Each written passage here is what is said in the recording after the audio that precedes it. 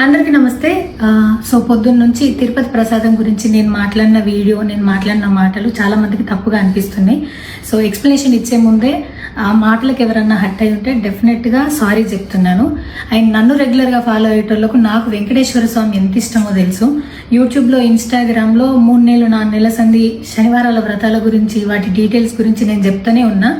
అవేవి దేని గురించి ఎవరు మాట్లాడుకోలేరు. అన్ఫార్చునేట్లీ దీని గురించి మాట్లాడినరు. ఏదైనా సరే తప్పు జరిగింది నా సైడ్ నుంచి.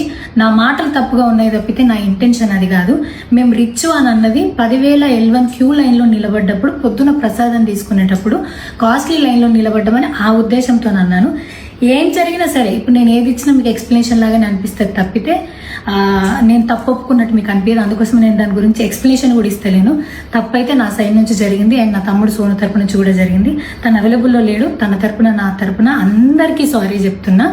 సో నా ఇంట్లో వెంకటేశ్వర స్వామి, నా చేతి మీద వెంకటేశ్వర స్వామి, అన్నిటికన్నా ముఖ్యంగా జీవితంలో నాకు అత్యంత విలువైంది నా బిడ్డ. నా బిడ్డను కూడా వెంకటేశ్వర స్వామి ఇచ్చిండు.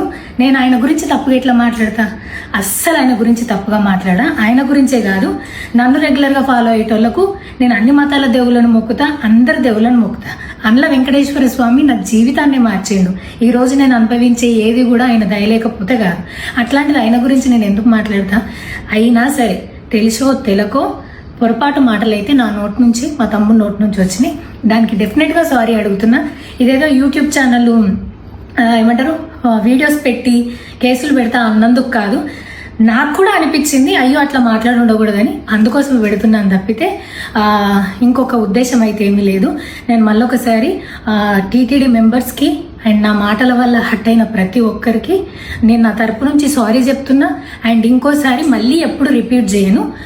సో నా సారీని యాక్సెప్ట్ చేయండి. నన్ను రెగ్యులర్గా ఫాలో అయ్యేటోళ్లకు నాకు వెంకటేశ్వర స్వామి అంటే ఎంత ఇష్టమో తెలుసు కాబట్టి వాళ్ళందరూ నన్ను నమ్ముతున్నారని కోరుకుంటున్నా. మళ్ళొకసారి ఎక్స్ప్లెనేషన్ కాదు, సారీ చెప్పినంత మాత్రాన తప్పు ఒప్పైపోతుందని కూడా కాదు. బట్ నేను చేయగలిగింది ఇది ఒక్కటే కాబట్టి మళ్ళొకసారి అందరికీ సారీ. అండ్ డెఫినెట్గా ఐ ప్రామిస్ ఇంకోసారి ఇది రిపీట్ అవ్వదు.